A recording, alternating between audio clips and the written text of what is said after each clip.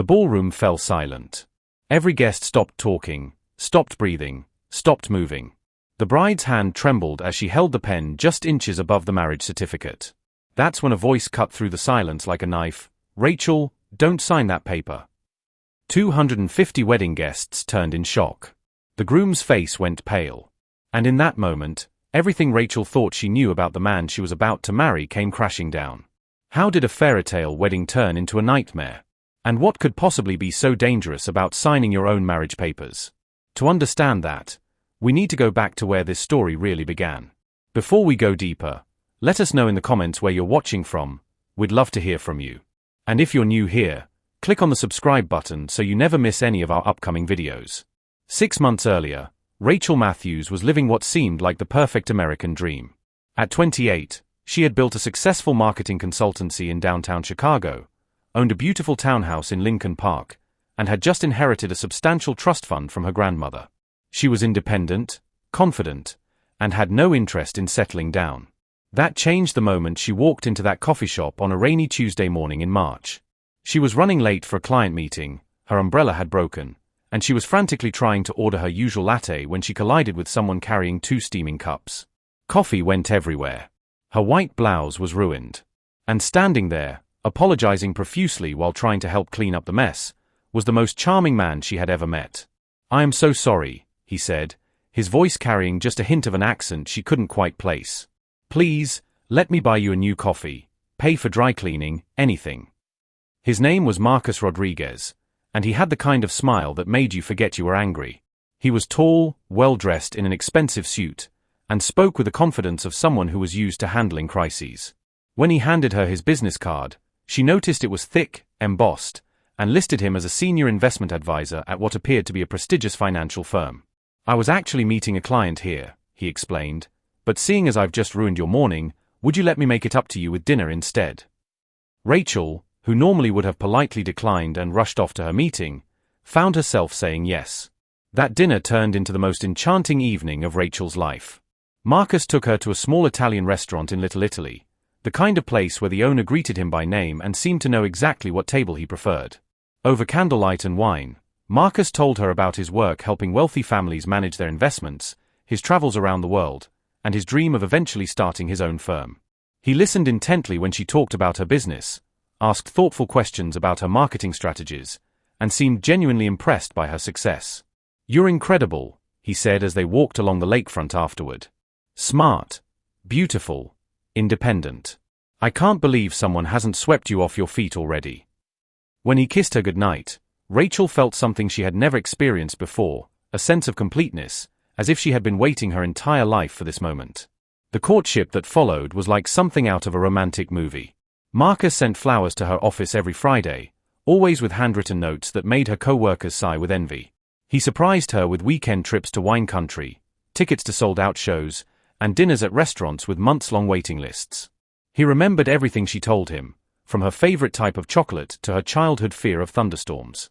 When storms rolled through Chicago, he would show up at her door with Chinese takeout and old movies, staying until the thunder stopped. "How do you always know exactly what I need?" she asked him one evening as they watched the rain streak down her living room windows. "Because I pay attention," he said simply. "Most people don't really listen. But you're worth listening to." Rachel's friends were initially skeptical. "It's all happening so fast," her best friend Sarah warned during one of their regular lunch meetings. "You've only known him for 2 months, and you're already talking about moving in together." But even Sarah had to admit that Marcus seemed perfect. He was polite to waiters, held doors open, and never interrupted when women were speaking. He brought wine when invited to dinner parties and remembered everyone's names. When Rachel's father visited from Milwaukee, Marcus spent the entire weekend talking baseball and asking thoughtful questions about his accounting practice. "I like him," her father admitted privately. "He reminds me of myself when I was courting your mother. Old-fashioned manners, genuine interest in family." Her mother was completely charmed. "He's a keeper," she whispered to Rachel during Sunday brunch. "Don't let this one get away." 4 months into their relationship, Marcus proposed during a weekend getaway to Napa Valley. He had planned everything perfectly, from the sunset hot air balloon ride to the private dinner at a vineyard overlooking the valley.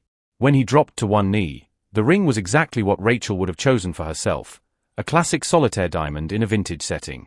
"Rachel Matthews," he said, his voice shaking with emotion, "you've changed my life completely. I never believed in soulmates until I met you. Will you marry me?" Through tears of joy, she said yes. The other couples dining nearby broke into applause. Later, back in their hotel room, they called their families to share the news. Everyone was thrilled. Even Rachel's usually cautious grandmother, during their weekly phone call, gave her blessing. "He sounds wonderful, dear. When you know, you know. Your grandfather and I were engaged after 6 months, and we had 52 beautiful years together." The wedding planning began immediately. Marcus insisted on a large celebration at the Palmer House Hotel, one of Chicago's most prestigious venues. "You only get married once," he said when Rachel worried about the cost. "And you deserve the very best." He seemed to have connections everywhere.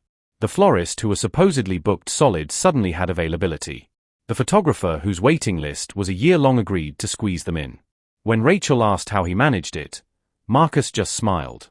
"I told you, I work with wealthy families. People remember favors." He was incredibly generous, insisting on paying for most of the wedding expenses himself. "I want to take care of you," he said. "That's what husbands do." When Rachel mentioned wanting a prenuptial agreement, just to protect the inheritance from her grandmother, Marcus seemed hurt. "Do you think I'm marrying you for money?" he asked. "Rachel, I make plenty of money.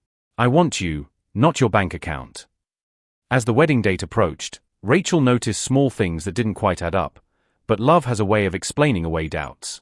Marcus was often unavailable during business hours, claiming he was in client meetings or traveling. His apartment, while nicely furnished, was a short-term rental that he said he was using while looking for the perfect place for them to live together after the wedding. He paid for everything in cash, explaining that he preferred not to mix personal and business expenses on his credit cards. When Rachel suggested meeting his colleagues at his firm, he said they were very private about their client relationships and didn't socialize much. "Investment banking is a small world," he explained. "Everyone's paranoid about insider trading and confidentiality issues." 3 weeks before the wedding, Rachel's maid of honor Sarah decided to do some digging. "I'm not trying to cause trouble," she told Rachel, "but something feels off. I can't put my finger on it, but my gut is telling me to ask questions." Sarah was a lawyer, trained to spot inconsistencies, and she had been bothered by little details that didn't align. She started by calling the financial firm where Marcus claimed to work. The receptionist had never heard of Marcus Rodriguez. Sarah checked Illinois licensing boards for investment advisors. No Marcus Rodriguez matched his description. She ran basic background checks and found several Marcus Rodriguezes in Chicago, but none that fit the profile of the man Rachel was about to marry. When she tried to verify his previous addresses, she hit dead ends. "Rachel," Sarah said carefully, "I need to tell you something, and I need you to promise to hear me out before you get angry." Rachel's world began to crumble. At first, she refused to believe Sarah's findings. "There has to be an explanation," she insisted. "Maybe he works under different name for privacy reasons, or maybe the firm is so exclusive they don't list their advisors publicly." But doubt, once planted, grows quickly. Rachel began paying closer attention to Marcus's behavior. She noticed he never took phone calls in front of her, always stepping outside or into another room. His stories about work were vague, lacking the specific details that usually come naturally when someone loves their job. When she tried to surprise him at his office one afternoon, the building security guard told her no such person worked there. "There must be some mistake," Rachel said. "Marcus Rodriguez, investment advisor." The guard checked his computer twice. We've never had anyone by that name work in this building." That evening, Rachel confronted Marcus about the inconsistencies. His reaction was immediate and concerning. Instead of providing explanations, he became defensive and angry. "You've been checking up on me," he demanded. "What kind of trust is that between two people who are supposed to get married in 2 weeks?" He accused Rachel of listening to jealous friends who couldn't stand to see her happy. "Sarah has been single for 5 years, he pointed out. "Maybe she's just bitter that you found someone who treats you right." When Rachel pressed for concrete answers about his job, his background, his family, Marcus became evasive. "Some things about my work are confidential," he said. "I thought you understood that. I thought you trusted me." The conversation ended with Marcus storming out, saying he needed space to think about whether he wanted to marry someone who clearly didn't trust him. Rachel spent a sleepless night questioning everything. By morning, her doubts had hardened into determination. She needed answers, and she needed them before the wedding. With Sarah's help, she hired a private investigator. "I feel terrible doing this," Rachel admitted. "But I can't marry someone I don't really know. If Marcus is legitimate, then we'll clear this up and I'll apologize. But if something's wrong..." The private investigator, a former police detective named Tom Mitchell, promised to work quickly. 2 weeks isn't much time, he warned, but if there are red flags, we'll find them. Love is beautiful, but marriage is also a legal contract. You have a right to know who you're signing that contract with. What Tom Mitchell discovered in just 3 days shattered everything Rachel believed about the man she was about to marry. Marcus Rodriguez was indeed a real person, but he wasn't the man standing at the altar. The real Marcus Rodriguez was a 62-year-old retired teacher living in Phoenix, whose identity had been stolen 2 years earlier. The man Rachel knew was actually named David Chen, a 34-year-old con artist with warrants in 3 states for marriage fraud, identity theft, and financial crimes. He had already been married 4 times under different names, each time targeting successful women with significant assets. His previous victims included a real estate broker in Seattle, a doctor in Denver, and a restaurant owner in Atlanta. In each case, the pattern was the same: whirlwind romance, elaborate wedding plans, and then financial devastation for the bride. Tom showed Rachel the police reports and court documents. David Chen's method was sophisticated and cruel. He would research wealthy single women through social media and professional networks, then engineer seemingly accidental meetings. He was skilled at becoming exactly what each woman wanted in a partner, mirroring their interests, values, and dreams. The expensive dinners and lavish gifts were funded by credit cards opened with stolen identities. The prestigious apartment was rented using forged documents. Even the engagement ring was purchased with a fraudulent credit application. "This man is a professional," Tom explained grimly. "He's been doing this for at least 8 years. You're not his first victim, and unfortunately, you probably wouldn't have been his last." The most chilling discovery was that David had already opened several credit accounts using Rachel's personal information that he had gathered during their relationship. He was positioning himself to steal her identity and drain her accounts immediately after the wedding. The wedding was just 4 days away. All the invitations had been sent, the venue was booked, the flowers ordered. Rachel's family had already arrived in town. Her grandmother had flown in from Florida, excited to see her favorite granddaughter get married. The guest list included over 200 people, many who had traveled from out of state. Rachel faced an impossible choice: expose David and endure the humiliation of calling off a wedding that half of Chicago's social circles would be attending, or somehow find a way to protect herself without destroying the elaborate facade that had taken months to build. "What would you do?" she asked Sarah. "How do you tell 200 people that the groom is a wanted criminal and you've been living a lie for 6 months? Sarah, being a lawyer, had a different perspective. "You call the police immediately," she said. "This isn't about embarrassment anymore, Rachel. This is about protecting yourself and preventing him from hurting other women. Think about his previous victims. Wouldn't you have wanted someone to warn you?" But Rachel was terrified of the consequences. David was dangerous. That much was clear from his criminal history. One of his previous victims had required police protection after she tried to expose him. Another had her life completely destroyed when David retaliated by destroying her credit and reputation before disappearing. "He's smart, and he's ruthless," Tom the private investigator warned. "If he realizes you know the truth, he might accelerate his timeline or become violent. We need to be very careful about how we handle this." Rachel made a decision that would haunt her for months afterward. She decided to go through with the wedding ceremony but secretly prepared to avoid signing any legal documents. She consulted with Sarah about the legal implications and learned that the marriage ceremony itself was just a formality.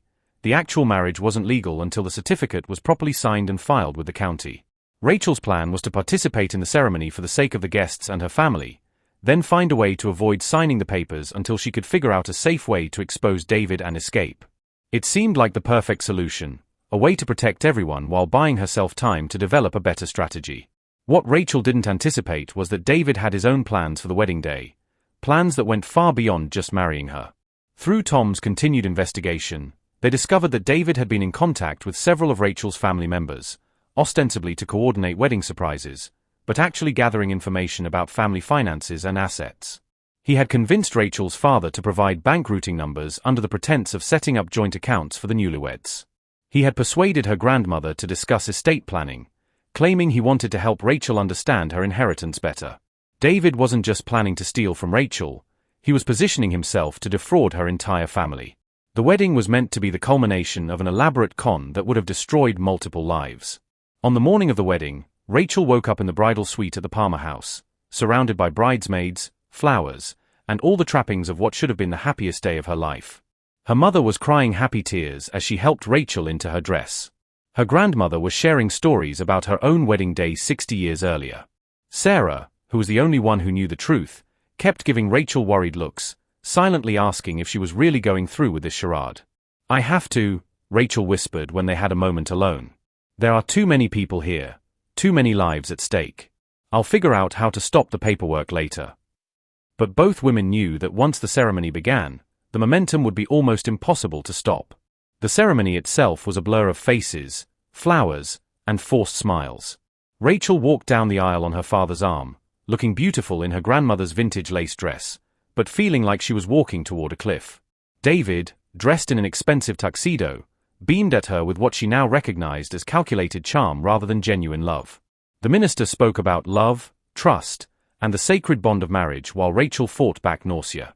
When it came time for vows, David spoke eloquently about their future together, their shared dreams, and his promise to love and protect her forever. Rachel's own vows, which she had written weeks earlier when she still believed in their love story, felt like lies in her mouth. She struggled to get through them, her voice shaking with emotion that the guests interpreted as overwhelming joy rather than terror. After the ceremony, during the cocktail hour, Rachel found herself in an impossible situation. Guests were congratulating her, taking photos, and asking about honeymoon plans.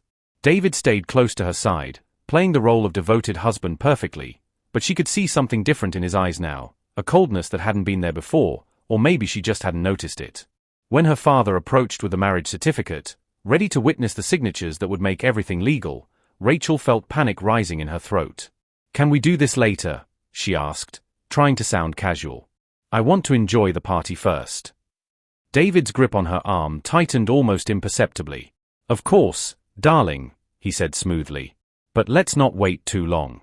I want to make sure everything is properly filed before our honeymoon." The threat in his voice was subtle but unmistakable. What none of them knew was that there was someone else at the wedding who recognized David Chen for who he really was. Maria Santos had been working as a server at the Palmer house for 12 years, and she had an excellent memory for faces. 6 months earlier, she had worked a private party where David had been introduced as Michael Thompson, supposedly celebrating a business merger with a group of investors. Maria remembered him clearly because he had been rude to the staff and had left without paying his portion of the bill, leaving his so-called business partners to cover his expenses. When she saw the same man standing at the altar, now claiming to be Marcus Rodriguez, every instinct told her something was wrong. During the dinner service, Maria managed to get close enough to hear David talking to Rachel's father about financial matters. She heard him mention account numbers and investment opportunities, the same kinds of conversations she had overheard at the previous event. Maria faced her own ethical dilemma. Was it her place to interfere in someone's wedding based on a suspicion? What if she was wrong? What if she caused a scene and destroyed someone's special day over a case of mistaken identity? But Maria had grown up in a community where people looked out for each other, and she had daughters of her own. She knew that if someone had suspicions about a man her daughter was marrying, she would want them to speak up. As the evening progressed, Rachel's anxiety increased exponentially. David kept bringing up the marriage certificate, suggesting they sign it during dinner so they could focus on celebrating afterward. "It's just a formality," he kept saying. "Let's get it out of the way." Rachel continued to deflect, claiming she wanted to wait until after the cake cutting, after the dancing, after the speeches. Each delay made David more insistent and less charming. Sarah, watching from across the room, could see the tension building and began making her way over to provide support. That's when Maria Santos made a decision that would change everything. Maria approached Sarah first, introducing herself quietly and asking to speak privately. "I don't know how to say this," Maria began, "but I think you should know that the groom is not who he says he is. I've seen him before, using a different name, and I'm afraid your friend might be in danger." Sarah's blood ran cold. Are you certain? She asked. Maria nodded. 6 months ago, right here at the hotel, he was Michael Thompson.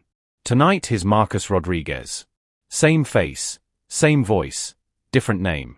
I remember because he stiffed the staff on a bill and we had to comp his dinner to avoid embarrassing his business partners. Sarah made a quick decision. We need to get Rachel away from him immediately. Can you help us? Working together, Maria and Sarah developed a plan. Maria would create a distraction by spilling something on Rachel's dress, requiring her to step away to clean up. Sarah would use that opportunity to pull Rachel aside and explain the situation. If necessary, they would call hotel security and demand that David be removed from the premises. It wasn't a perfect plan, but it was better than letting Rachel sign legal documents that would bind her to a criminal. What they didn't anticipate was that David was becoming increasingly desperate as the evening wore on, and desperate men make dangerous choices. When Rachel once again deflected his suggestion to sign the marriage certificate, David's mask finally slipped completely. We're signing those papers now, he said, gripping her wrist hard enough to leave marks. Stop making excuses and act like a wife. Several guests noticed the change in his demeanor, the way his voice carried across the room with an edge that hadn't been there before. Rachel's father started walking toward them, concern evident on his face. That's when Maria Santos stepped forward with a glass of red wine, pretending to trip and splash it across Rachel's dress. Oh my goodness! She exclaimed loudly. I'm so sorry. Let me help you clean that up right away. As Maria guided Rachel toward the bathroom, she whispered urgently, that man is not who he says he is. I've seen him before using a different name. Your friend Sarah is waiting for us, and we're going to get you out of here safely. Rachel's knees nearly buckled with relief and terror. The nightmare was real, but at least now she wasn't facing it alone. In the bathroom, Sarah quickly explained what Maria had discovered and what they needed to do. We're calling the police right now, Sarah said, pulling out her phone. Tom, the private investigator, is already on his way. Hotel security is being notified. You don't have to face this alone anymore. But David had noticed Rachel's extended absence and was growing suspicious. When he approached the bathroom area and found it occupied, he began asking other guests if they had seen his bride. Maria's supervisor, alerted by Maria about the situation, intercepted David and tried to distract him with questions about the dinner service and whether everything was meeting expectations. David played along, but his eyes kept scanning the room, looking for Rachel. When she finally emerged from the bathroom, flanked by Sarah and Maria, David immediately noticed the change in her posture and expression. The loving, trusting woman who had walked down the aisle to marry him was gone, replaced by someone who looked at him with recognition and disgust. The confrontation happened in front of 250 wedding guests. David approached Rachel with the marriage certificate in his hand and a smile that no longer reached his eyes. There you are, beautiful, he said loudly enough for nearby tables to hear. I was starting to worry. Now, let's get this paperwork signed so we can start our new life together. Rachel took a deep breath, looked around at all the people who had come to celebrate what they thought was a happiness, and made the bravest decision of her life. I'm not signing anything, she said clearly. Because you're not Marcus Rodriguez, are you, David? The silence that followed was deafening. David's face went through a series of expressions: surprise, anger, calculation, and finally resignation. Some of the guests didn't understand what was happening, but others began to realize they were witnessing something far more serious than a typical wedding drama.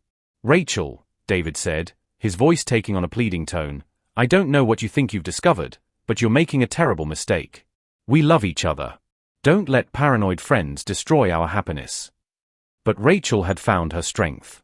Your real name is David Chen, she said loudly enough for everyone to hear. You're wanted in 3 states for marriage fraud. You've done this to at least 4 other women, and you were planning to steal from my family and me. What happened next unfolded like a movie scene. David realized his con was over and made a desperate attempt to salvage the situation by grabbing the marriage certificate and trying to forge Rachel's signature. You're hysterical, he announced to the room. Wedding stress has made you paranoid. We're married now, and I'm going to take care of you. But hotel security, alerted by Maria and Sarah, was already moving into position. Tom Mitchell, the private investigator, burst through the ballroom doors with 2 police officers. David Chen, one of the officers, called out, You're under arrest for identity theft, fraud, and violation of probation. The arrest happened in front of Rachel's grandparents, her parents, her extended family, and everyone who had come to celebrate her wedding. The aftermath was a mixture of chaos, relief, and heartbreak. Guests were shocked, confused, and full of questions. Rachel's parents were devastated that their daughter had been deceived so thoroughly and that they had almost been victims themselves. Her grandmother, who had traveled from Florida for the wedding, held Rachel tightly and whispered, "Thank God you found out in time. Your grandfather always said trust your instincts, and your instincts saved you." Sarah and Maria were treated as heroes by everyone who understood what they had prevented. The hotel staff, led by Maria, worked quickly to transform the wedding reception into a celebration of Rachel's narrow escape from disaster. Tom Mitchell later explained to Rachel how sophisticated David's operation had been. "He had been planning this for months," Tom revealed. "We found detailed files on you and your family, including information about your grandmother's estate, your father's business, and even your cousin's financial situations. If you had signed those papers, he would have disappeared within a week with every penny he could steal, leaving you legally married to a ghost and financially ruined." The police investigation revealed that David had multiple fake identities prepared and had been targeting other wealthy women simultaneously. Rachel's case helped the authorities build a broader case that ultimately prevented David from victimizing other women. In the weeks that followed, Rachel had to rebuild not just her emotional life but her practical life as well. David had managed to damage her credit before being arrested, requiring months of legal work to repair. The emotional trauma of being so thoroughly deceived took even longer to heal. Rachel entered counseling to work through the betrayal, the shame of being fooled, and the fear that she would never be able to trust her judgment about people again. "The hardest part," she told her therapist, "isn't that he was a criminal. It's that I thought I knew him. I thought I was smart enough, experienced enough, careful enough to avoid something like this. How could I have been so wrong about everything?" The story of Rachel's near disaster spread quickly through Chicago's social circles, partly because of the dramatic nature of the arrest but mostly because it forced people to confront uncomfortable questions about how well we really know the people in our lives. Several of Rachel's acquaintances admitted that they had felt something was off about Marcus, but hadn't wanted to interfere in what seemed like a happy relationship. Others shared their own stories of dating people who had lied about their backgrounds, their jobs, or their intentions. The incident sparked conversations about the need for better verification of online identities and the importance of trusting instincts even when they contradict what we want to believe. Maria Santos became an unlikely hero in the story. The Palmer House Hotel recognized her quick thinking and dedication to guest safety with a special commendation and a promotion. More importantly, Maria's actions demonstrated how ordinary people can make extraordinary differences in others' lives simply by speaking up when something seems wrong. "I just did what I hoped someone would do for my daughters," Maria said when local news stations interviewed her about the incident. "Women need to look out for each other. We can't assume someone else will handle it if we see something suspicious." Sarah's friendship with Rachel deepened through the crisis. "I was terrified that I was wrong," Sarah admitted months later. "What if Marcus had been legitimate and I destroyed my best friend's happiness over nothing? But I realized that the risk of being wrong and embarrassed was nothing compared to the risk of staying silent and watching Rachel get hurt." Their experience led both women to become advocates for better background check resources for people entering serious relationships and for legal reforms that would make marriage fraud easier to prosecute and prevent. The real Marcus Rodriguez, the retired teacher whose identity had been stolen, flew to Chicago to meet Rachel after David's arrest. "I'm so sorry this happened to you," he told her. "I had no idea someone was using my name to hurt people. If there's anything I can do to help you recover from this, please let me know." Their meeting was emotional but healing for both of them. The real Marcus was everything the fake Marcus had pretended to be: kind, genuine, and concerned about others' well-being. Meeting him helped Rachel understand that not all men are deceptive, that good people exist, and that her judgment wasn't fundamentally flawed. A year later, Rachel looked back on her wedding day with a complex mix of emotions. "It was the worst and best day of my life," she reflected. "Worst because I discovered that everything I thought I knew about love was a lie. Best because I learned what real friendship looks like, what courage feels like, and what it means to be truly safe." She had rebuilt her credit, recovered financially, and was slowly opening her heart to the possibility of genuine love again. The wedding dress, which had cost thousands of dollars and represented so many dreams, was donated to a charity that provides wedding dresses to brides who can't afford them. "At least something beautiful came out of that disaster," Rachel said. David Chen was ultimately sentenced to 12 years in federal prison on multiple charges of identity theft, marriage fraud, and financial crimes. The judge noted during sentencing that David's crimes went beyond financial theft to psychological abuse and manipulation. "You didn't just steal money," the judge told David. "You stole trust, dreams, and faith in human goodness. The damage you caused will take years to repair." Rachel testified at the sentencing hearing, not for revenge but to help ensure that David wouldn't be able to hurt other women. Her victim impact statement was powerful and moving, describing not just the financial losses but the emotional devastation of discovering that someone you love and trust is actually your predator. The broader investigation into David's crimes revealed a network of marriage fraud operations across multiple states. Rachel's case became a landmark that helped law enforcement agencies understand how sophisticated these operations had become and how many women were being targeted.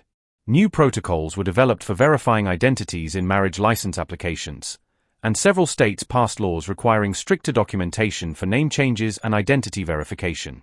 Rachel's nightmare helped protect countless other women from similar experiences. Today, Rachel speaks occasionally at workshops about financial safety and domestic fraud prevention.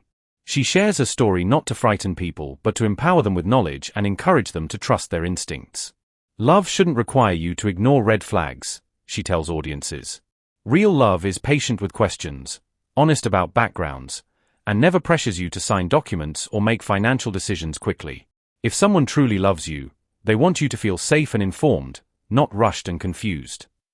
Her message resonates with people because it comes from genuine experience and hard-won wisdom. The question that haunts many people who hear Rachel's story is simple but profound. Could this happen to me? The uncomfortable answer is yes. David Chen wasn't an obvious criminal who targeted obviously vulnerable women. He was sophisticated, charming, and skilled at becoming exactly what his victims wanted in a partner. He targeted successful, intelligent women who had resources worth stealing and the confidence to believe they could judge character accurately. Rachel wasn't naive or desperate, she was simply human, and human beings want to believe in love, especially when it comes packaged so beautifully. But Rachel's story also demonstrates that protection is possible. Trust your instincts when something feels wrong. Ask questions and expect real answers. Verify important claims about background, employment, and identity. Don't rush into legal commitments, even when you're emotionally ready. Most importantly, listen to friends who express concerns, even when you don't want to hear them. Sarah's persistence and Maria's courage saved Rachel from years of legal, financial, and emotional devastation. Good people do exist, and they will speak up for you if you let them. Think about the people in your own life. Are there relationships where you've ignored red flags because you wanted to believe the best? Are there friends who have expressed concerns that you dismissed?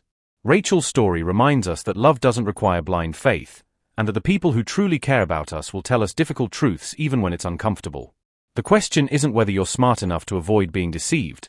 The question is whether you're brave enough to listen when deception is exposed. If you were Rachel, would you have noticed the warning signs? If you were Sarah, would you have risked a friendship to investigate your concerns? If you were Maria, would you have spoken up about a stranger's suspicious behavior? These aren't just hypothetical questions. They're choices we all face in different forms throughout our lives. Rachel's story challenges us to be more aware, more courageous, and more willing to protect each other from the predators who walk among us wearing masks of charm and false promises. The ballroom that had been decorated for a fairy tale wedding became the scene of a real-life drama about courage, truth, and the power of community. Rachel didn't get the wedding she dreamed of, but she got something more valuable, the knowledge that she was surrounded by people who truly cared about her well-being. Sometimes the greatest love stories aren't about romance, they're about the friends who risk everything to save us from our own blind spots and the strangers who choose to get involved when they see something wrong. What would you have done?